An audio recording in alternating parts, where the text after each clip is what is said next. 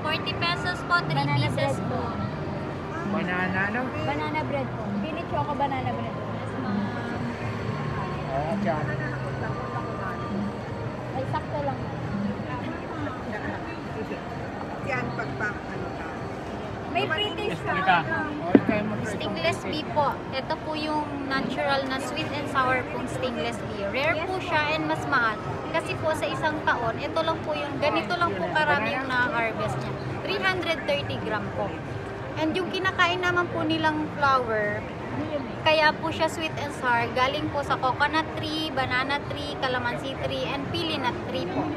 Banana bread. May napapansin niyo po, magkaano po yung mga pollen niya. Kasi po natural po, nakasama po sa ganito. May mga pollen po, propolis, ganyan po. Yan, so, marami rin po siyang health benefit tulad po sa mga diabetic. Mas okay po siya na alternative na vitamin. Sa may mga sore throat po, ubo, sipon, mas okay po siyang inumin. Natural po and no expiration na din po siya. Tayo ng ano, kukuha. May restaurant din po kami, sir, ma'am. Located po sa Mabolo. Pakalagpas lang po ng Mabolo Bridge. Along the highway po, tapat po ng Mabolo Shell.